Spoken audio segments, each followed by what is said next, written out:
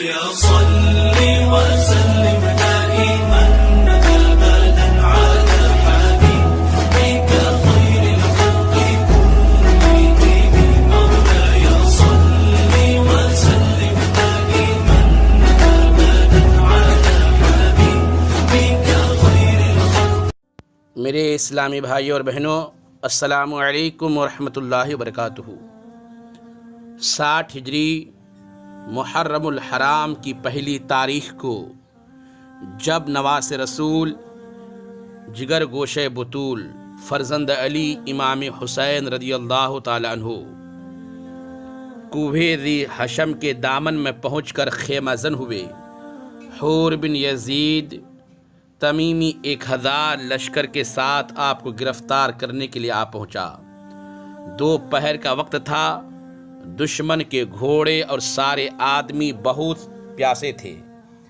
حضرت امام حسین نے سب کو پانی پلوایا۔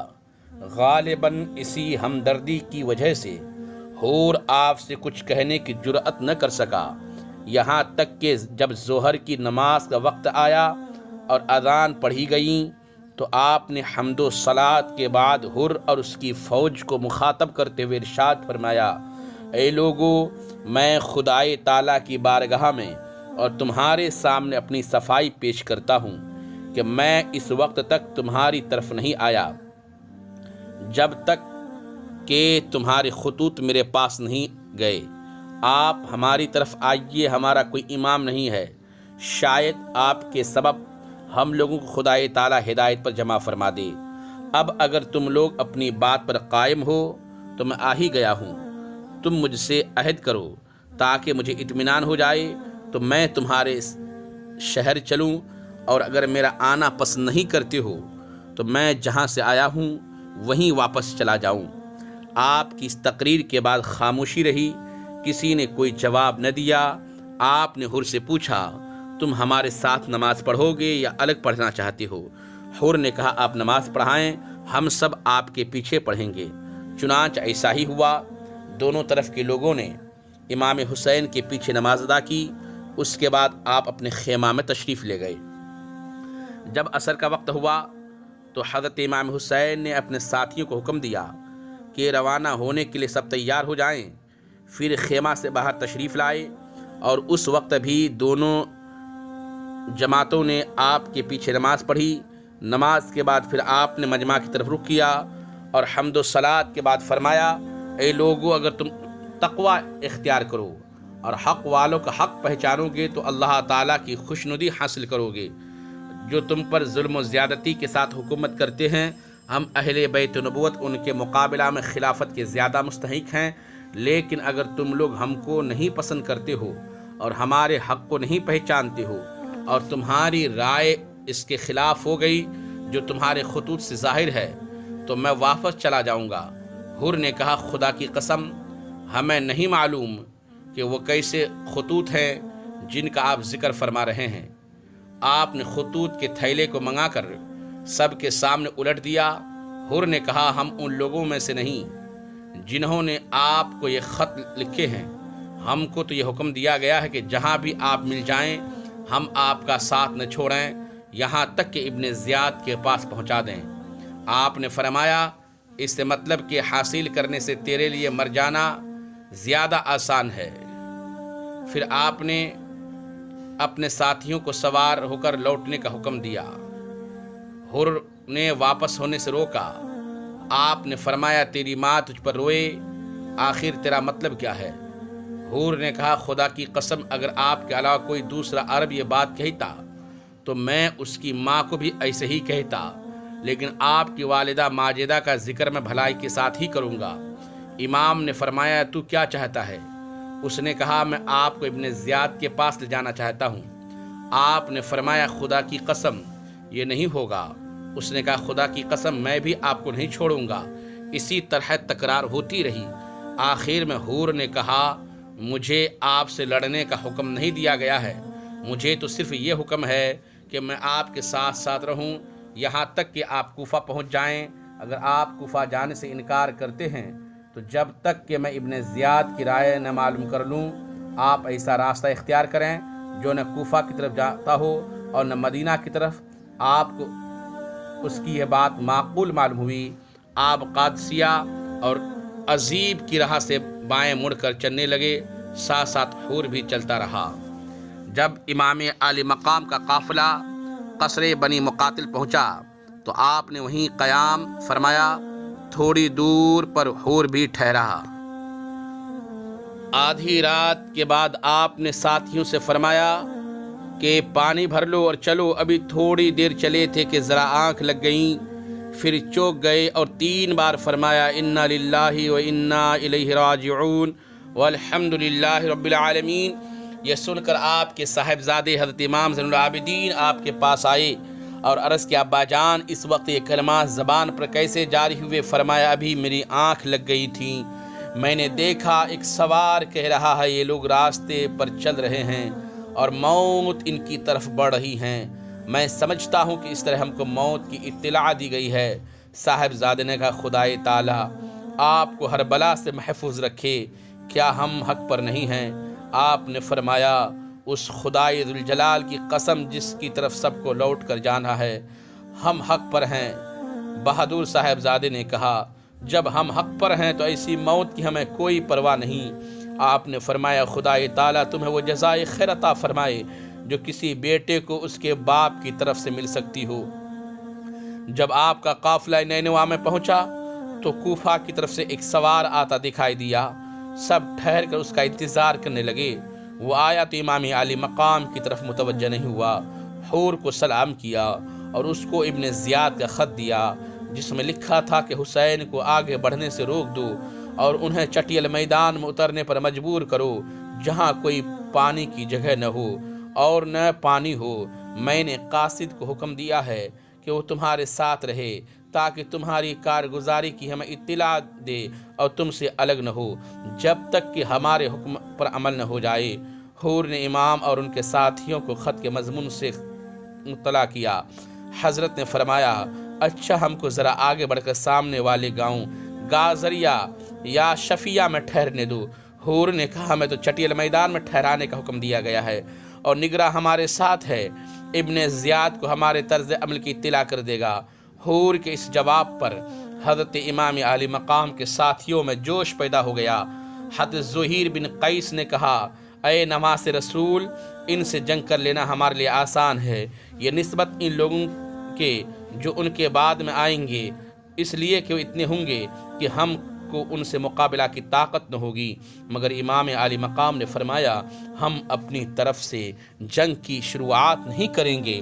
پھر آپ نے حور سے فرمایا اچھا کچھ تو چلنے دو۔ حور خاموش رہا اور آپ بائیں طرف چل پڑے۔ ابھی آپ تھوڑا سا چلے تھے کہ حور کے سپاہیوں نے آ کر روک دیا اور کہا بس یہیں اتر پڑیے، فرات یہاں سے دور نہیں ہے۔ آپ نے پوچھا اس جگہ کا نام کیا ہے؟ لوگوں نے کہا اس کا نام کربلا ہے۔ اس لفظ کو سنتے ہی آپ گھوڑے سے اتر پڑے اور فرمایا ھذہ کربلاء موضع کرب و بلاء، ھذا مناخ رکابنا ومحط رحالنا ومقتل رجالنا۔ یہ کربلا ہے جو مقام کرب و بلا ہے، یہی ہمارے اونٹوں کے بیٹھنے کی جگہ ہے، یہیں ہمارے مال و اسباب اتریں گے، اسی مقام پر ہمارے ساتھی قتل کیے جائیں گے۔ یہ محرم 61 ہجری کی دوسری تاریخ جمعرات کا دن تھا۔ جب حور نے حضرت امام حسین کو کربلا میں اترنے پر مجبور کر دیا تو اس نے ابن زیاد کی اس بات کی اطلاع دی۔ یہ وقت تھا جب کہ ایران میں بغاوت ہو گئی تھی جس کو فتح کرنے کے لیے عمر بن سعد کو 4000 فوج کا سردار بنایا گیا تھا اور شہر رائے کی حکومت کا پروانہ لکھ کر دیا گیا تھا۔ ابن سعد اپنی فوج کے ساتھ نکل کر ابھی تھوڑی دور ہی پہنچا تھا کہ ابن زیاد نے اسے واپس بلا کر حکم دیا کہ پہلے حسین کی مہم سر کرو، اس کے بعد ایران کی طرف روانہ ہو۔ عمر حضرت سعد بن وقاص جو صحابی رسول اور عشر مبشرہ میں سے ہیں ان کا بیٹا تھا، وہ نواس رسول امام عالی مقام کی فضیلت سے خوب واقف تھا، اس لیے اس نے ابن زیاد سے کہا مجھے اس امر کے لیے نہ بھیجیں۔ ابن زیاد نے کہا اگر حسین کے مقابلہ کے لیے نہیں جاتے ہو تو شہر رے کی حکومت سے دستبردار ہو جاؤ۔ ابن سعد اس معاملہ پر غور کرنے کے لیے ایک دن کی مہلت لی، پھر آخر دنیاوی حکومت کے لالچ میں آ کر امام عالی مقام سے مقابلہ کے لیے تیار ہو گیا، اور وہی 4000 کی فوج جو ملک ایران جانے کی تیار تھی انہیں ساتھ لے کر 3 محرم کو کربلا پہنچ گیا، اور پھر برابر کمک پہنچتی رہی، یہاں تک کہ ابن سعد کے پاس 22,000 کا لشکر جرار جمع ہو گیا۔ کتنی حیرت کی بات ہے کہ حضرت امام عالی مقام کے ساتھ کل 82 آدمی ہیں، جن میں بیویاں اور بچے بھی ہیں، پھر جنگ ارادہ سے بھی نہیں آئے تھے، اسی لیے لڑائی کے سامان بھی نہیں رکھتے تھے، مگر اہل بیت نبوت کی شجاعت اور بہادری کا ابن زیاد کے دل پر اتنا اثر تھا کہ ان کے مقابلے میں 22,000 کا لشکر جرار بھی بھیج دیا۔ 2 گنی، 4 گنی، 10 گنی تو کیا 100 گنی تعداد کو بھی کافی نہیں سمجھا۔ کوفہ کے تمام قابل جنگ افراد کو کربلا میں بھیج دیا، اس کے باوجود لوگوں کے دل خوف زدہ ہے۔ آخر مجبوراً ان کو یہ فیصلہ کرنا پڑا کہ لشکر امام پر پانی بند کر دیا جائے، تب ان کا مقابلہ کیا جا سکے گا۔ چنانچہ ابن سعد نے عمر بن حجاج کو 500 سواروں کے ایک دستہ کے ساتھ دریائے فرات پر مقرر کر دیا، تاکہ امام اور ان کے ساتھی پانی کی ایک بوند نہ لے سکیں۔ یہ واقعہ حضرت امام عالی مقام کے شہید ہونے سے 3 دن پہلے کا ہے۔ ابن سعد نے حضرت امام کے پاس آدمی بھیجا کہ ان سے پوچھو وہ یہاں کیوں آئے ہیں اور کیا چاہتے ہیں۔ آپ نے جواب دیا، تمہارے شہر کوفہ کے لوگوں نے خطوط لکھ کر مجھے بلایا ہے، اب اگر میرا آنا پسند نہیں ہے تو میں واپس چلا جاؤں۔ ابن سعد نے اپنا سوال اور حضرت کا جواب لکھ کر ابن زیاد کو بھیج دیا۔ اس نے ابن سعد کو جواب میں لکھا، تم حسین اور ان کے تمام ساتھیوں سے کہو کہ وہ یزید کی بیعت کریں، اگر وہ بیعت کر لیں گے تو ان کے بعد ہم جو مناسب سمجھیں گے کریں گے۔ ابن سعد کو جب یہ خط ملا تو اس نے کہا میں سمجھ گیا، ابن زیاد کو امن و عافیت منظور نہیں۔ امام علی مقام نے ابن سعد کو پیغام بھیجا، آج رات میں ہم تم سے ملنا چاہتے ہیں۔ ابن سعد نے یہ بات مان لی اور رات کے وقت 20 سواروں کے ساتھ دونوں لشکروں کے درمیان آیا۔ آپ بھی 20 سواروں کے ساتھ تشریف لے گئے، پھر دونوں نے اپنے اپنے ساتھیوں کو الگ الگ کر دیا۔ تنہائی میں دیر تک گفتگو ہوتی رہی۔ آخر میں امام علی مقام نے فرمایا، میں 3 باتیں پیش کرتا ہوں، ان میں سے تم جسے چاہو میرے لیے منظور کر دو۔ جہاں سے میں آیا ہوں وہیں مجھے واپس چلے جانے دو، مجھے کسی سرحدی مقام پر لے چلو، میں وہیں رہ کر وقت گزار لوں گا، مجھ کو سیدھا یزید کے پاس دمشق کی طرف جانے دو، اطمینان کے لیے تم بھی میرے پیچھے پیچھے چل سکتے ہو، میں یزید کے پاس جا کر اس سے براہ راست اپنا معاملہ طے کر لوں گا، جیسے کہ میرے بھائی حضرت حسن نے میرے معاویہ سے طے کیا تھا۔ امام حسین کا یہ رویہ اتنا نرم اور سلجھا ہوا تھا کہ ابن سعد نے اقرار کیا کہ آپ صلح کے راستے پر ہیں، اور اس نے بہت خوش ہو کر ابن زیاد کو لکھا کہ خدا تعالیٰ نے آگ کا شعلہ بجھا دیا اور اتفاق کی صورت پیدا فرما دی اور امت کے معاملہ کو سلجھا دیا۔ پھر حضرت امام کی پیش کی ہوئی 3 باتیں تحریر کیں اور اخیر میں اپنی رائے بھی لکھیں۔ اب اختلاف کی کوئی وجہ نہیں ہے اور اب اس معاملہ کو ختم ہونا چاہیے۔ ابن زیاد نے خط پڑھ کر کہا، یہ تحریر ایسے شخص کی ہے جو اپنے امیر کا خیر کہا اور اپنی قوم کا شفیق ہے، اچھا میں نے منظور کر لیا۔ یہ سن کر بدبخت شمر اٹھ کھڑا ہوا اور کہا، کیا آپ یہ بات ان کی قبول کرتے ہیں جب کہ وہ آپ کی زمین پر اترے ہوئے ہیں اور آپ کے پہلو میں ہیں؟ واللہ اگر وہ آپ کی اطاعت کے بغیر یہاں سے چلے جائیں گے تو قوت و غلبہ ان کے لیے ہوگا اور عاجزی و کمزوری آپ کے لیے۔ میری رائے میں ان کی خواہش کبھی منظور نہیں کرنی چاہیے، اس لیے کہ بہت بڑی ذلت اور کمزوری کی نشانی ہے۔ ہونا یہ چاہیے کہ وہ اور ان کے تمام ساتھی آپ کے حکم پر سر جھکا دیں، پھر اگر آپ انہیں سزا دیں تو آپ کو اس کا حق ہے اور اگر معاف کر دیں تو اس کا بھی اختیار ہے۔ رہی ابن سعد کی بات، تو خدا کی قسم مجھے تو یہ معلوم ہوا کہ حسین اور وہ رات بھر بیٹھے بیٹھے باتیں کیا کرتے ہیں۔ شمر خبیث کی اس فتنہ پرور تقریر سے ابن زیاد کی رائے بدل گئی، کہا تم نے بہترین مشورہ دیا ہے، اور پھر ابن سعد کو لکھا کہ میں نے تمہیں اس لیے نہیں بھیجا ہے کہ تم حسین کے بچانے کی فکر کرو اور سفارشی بن کر ان کی سلامتی چاہو۔ دیکھو اگر حسین اور کے تمام ساتھی میرے حکم پر سر جھکا دیں تو ان کے میرے پاس پہنچا دو ان کو، اور اگر نہ مانیں تو سب کے سر کاٹ کر میرے پاس بھیج دو اور حسین کی لاش پر گھوڑے دوڑا کر رون ڈالو، اس لیے کہ وہ اسی کے مستحق ہیں۔ اگر تمہیں یہ منظور نہ ہو تو ہمارا لشکر شمر کے حوالے کر دو، وہ ہمارے حکم پر پورا عمل کرے گا۔ یہ خط اس نے شمر کے سپرد کیا اور زبانی کہہ دیا کہ اگر ابن سعد میرے حکم پر عمل نہ کرے تو پہلے تم اس کا سر کاٹ کر میرے پاس بھیج دینا۔ ابن سعد نے جب یہ خط پڑھا تو شمر سے کہا، کم بخت تم نے یہ کیا کیا؟ خدائے تعالیٰ تمہیں غارت کرے، تو میرے پاس یہ کیا لایا ہے؟ خدا کی قسم میں سمجھتا ہوں کہ تو نے ہی ابن زیاد کو میرے مشورہ پر عمل کرنے سے روک دیا اور اس بات کو بگاڑ دیا جس کے بننے کی امید تھی۔ خدا کی قسم حسین کبھی ابن زیاد کے سامنے سر نہیں جھکا سکتے۔ شمر نے کہا، ان باتوں کو چھوڑو اور یہ بتاؤ کہ دشمن کو قتل کرو گے یا لشکر میرے سپرد کرو گے؟ ابن سعد جو دنیا پر جان دینے والا اور بدبخت ازلی تھا، اس نے کہا، میں لشکر تمہارے سپرد نہیں کروں گا بلکہ یہ مہم میں خود ہی سر کروں گا۔ چنانچہ اس نے فوراً حملہ کا حکم دیا۔ یہ محرم کی 9ویں تاریخ جمعرات کا دن اور شام کا وقت تھا۔ حضرت امام علی مقام نماز عصر کے بعد خیمہ کے دروازے پر تلوار کا سہارا لے کر گھٹنوں پر سر رکھ کر بیٹھے تھے کہ آپ کی آنکھ لگ گئی تھی۔ فوج کے شور و غل کی آواز سن کر آپ کی بہن حضرت زینب پردے کے پاس آئی اور آپ کو جگا کہا، دیکھیے دشمن کی فوج کی آواز بہت نزدیک سے آ رہی ہے۔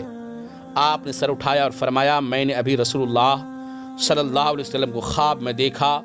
حضور نے مجھ سے فرمایا، انک تروح الینا، تم ہمارے پاس آنے والے ہو۔ حضرت زینب یہ خواب سن کر بے قرار ہو گئیں اور روتے ہوئے کہا، یا ویلتاہ، ہائے مصیبت۔ آپ نے فرمایا، صبر کرو، خاموش رہو، اللہ مالک ہے۔ پھر امام علی مقام نے حضرت عباس سے فرمایا، پوچھو اس وقت حملے کا سبب کیا ہے؟ حضرت عباس فوج کے سامنے آئے، پوچھا، جواب ملا، ابن زیاد کا حکم ہے، آپ لوگ اس کی اطاعت کریں اور یا تو لڑنے مرنے کے لیے تیار ہو جائیں۔ حضرت عباس نے ان کے جواب سے امام علی مقام کو آگاہ کیا۔ آپ نے فرمایا، ان سے کہو ایک رات کی مہلت دیں تاکہ آج رات بھر ہم اچھی طرح نماز پڑھ لیں، دعا مانگ لیں، توبہ استغفار کر لیں۔ خدائی تعالیٰ خوب جانتا ہے کہ میں نماز اور دعا اور استغفار سے کتنی محبت رکھتا ہوں۔ جب حضرت عباس نے فوج کے دستہ سے کہا کہ ہمیں ایک رات کی مہلت دی جائے تو انہوں نے یہ بات مان لی۔ انشاءاللہ تعالیٰ آگے کی بات دوسرے آڈیو میں سماعت کریں گے۔ السلام علیکم ورحمۃ اللہ تعالیٰ وبرکاتہ۔